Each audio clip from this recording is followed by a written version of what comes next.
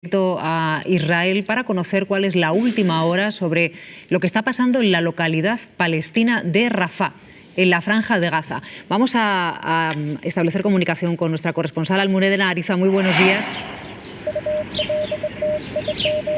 Hola, ¿qué tal? Buenos días, Silvia. Buenos días, Marc. Buenos días a todos.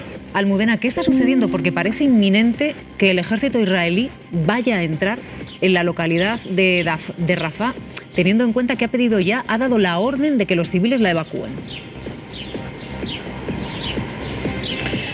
Bueno, os cuento lo que sabemos hasta ahora. Efectivamente, desde primera hora de la mañana, los soldados israelíes están dando órdenes a la población de evacuar una zona de Rafah, una zona del este de Rafah, donde viven unas 100.000 personas. Están lanzando panfletos, están llamando por teléfono, a través de SMS también y a través de anuncios en los medios de comunicación locales en árabe, y están pidiendo a la población de esa zona que se vaya hacia el oeste, hacia una zona que se llama Al-Mawasi, más cerca de la costa, o también hacia Han Yunis, un poco más al norte. Dicen en esos panfletos que allí van a encontrar unas áreas humanitarias donde puede haber tiendas de campaña, hospitales de campaña, agua, alimentos y medicinas. ¿Qué está pasando? Estaríamos ante las horas previas a una evacuación, previa a la invasión de Rafah. En principio el ejército israelí no lo ha confirmado, dice que es una evacuación temporal, pero todo parece indicar que podríamos estar efectivamente en esas horas previas.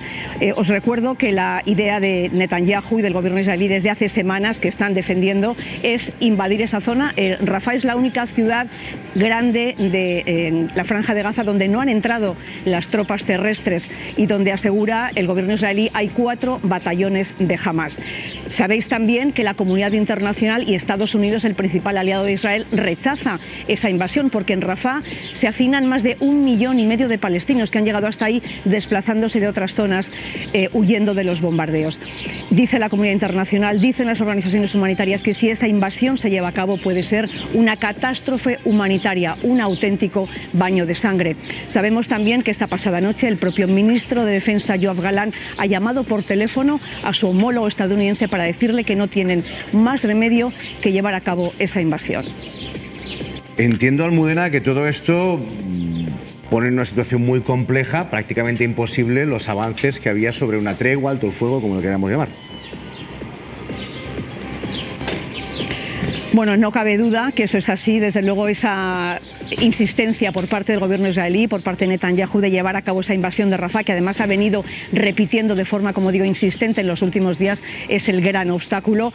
También os puedo decir que durante esta semana ha habido la sensación de que estábamos viendo avances, estaba viendo progresos, lo iban diciendo los mediadores cataríes, los mediadores de Egipto también, estaban encontrando fórmulas de consenso respecto a los principales obstáculos, pero desde luego en las últimas horas todo parece indicar que esas conversaciones están al borde del colapso, que de momento no parece que se vaya a llegar a una tregua.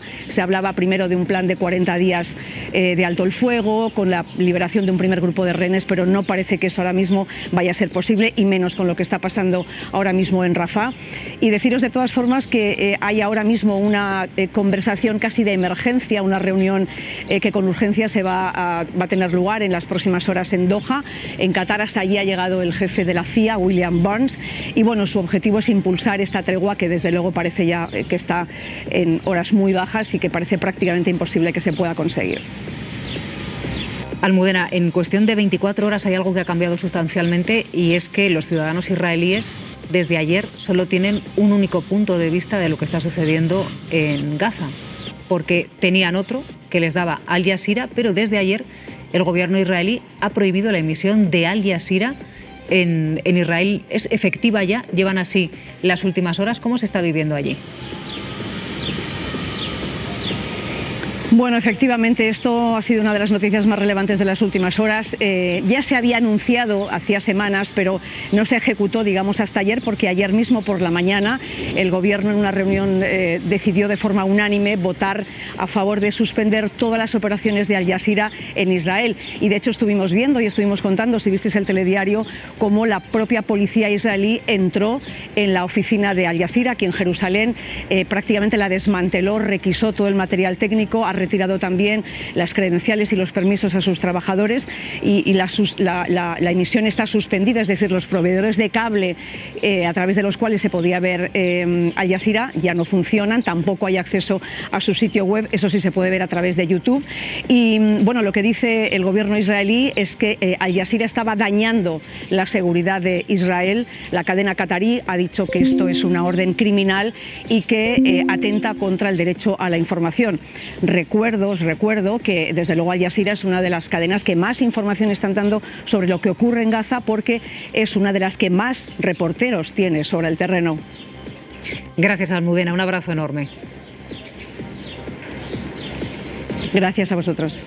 Hasta luego. Acaban de incorporarse a la... Es inminente, ¿no?, esa entrada del ejército israelí en Rafah, desde el momento en que ya desde el ejército se dice a quienes están allí, váyanse hacia el este.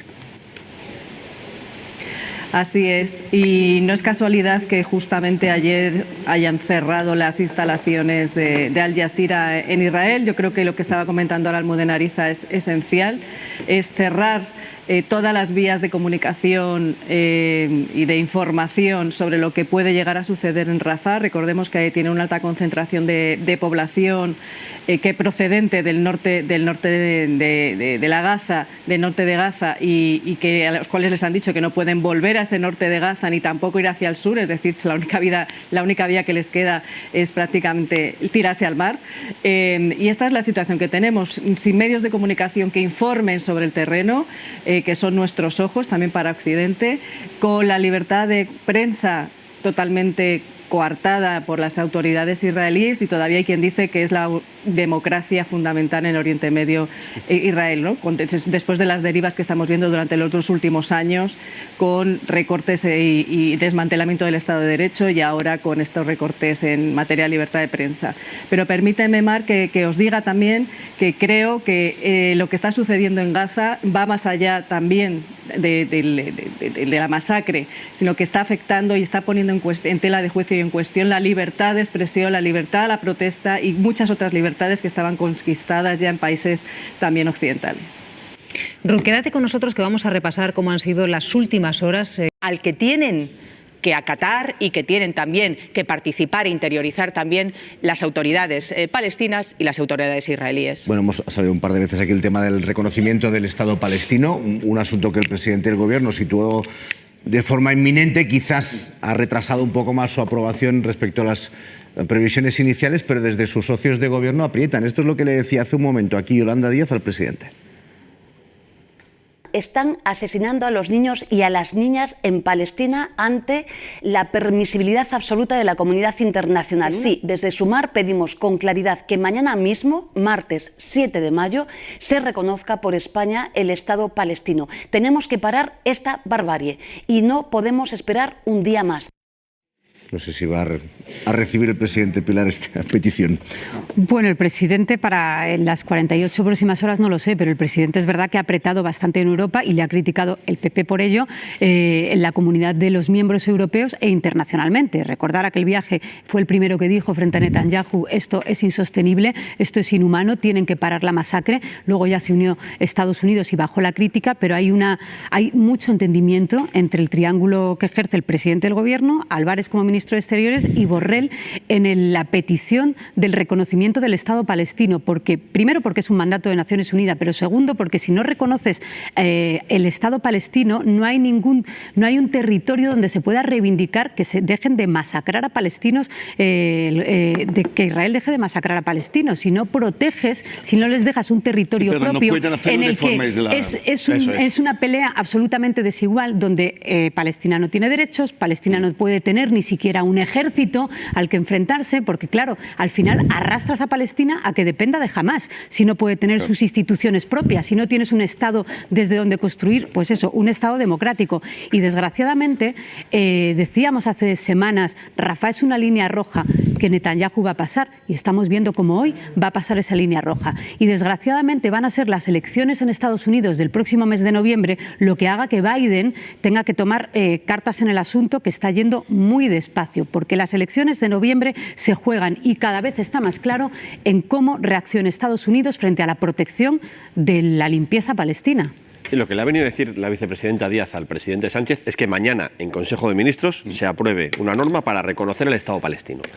Ya. Apretando, sí. Bien, es porque esto es una potestad del Gobierno. Es el Gobierno quien lo tiene que aprobar. Luego otra cuestión es que se lleve al Parlamento y se debata y fije posición el Parlamento de España, que nunca está de más en temas de política exterior. La pregunta que yo me hago es, ¿qué Estado palestino? Hay que fijar cuáles son las fronteras y ahí hay un debate muy intenso. La segunda es, hacerlo solo, como bien deslizaba Seu Prepio, hacerlo solo está bien. El rey de España ha dicho varias veces, hace pocas semanas, que hay que reconocer el Estado palestino. La cuestión es cómo y cuánta gente. Tiene que haber un reconocimiento internacional.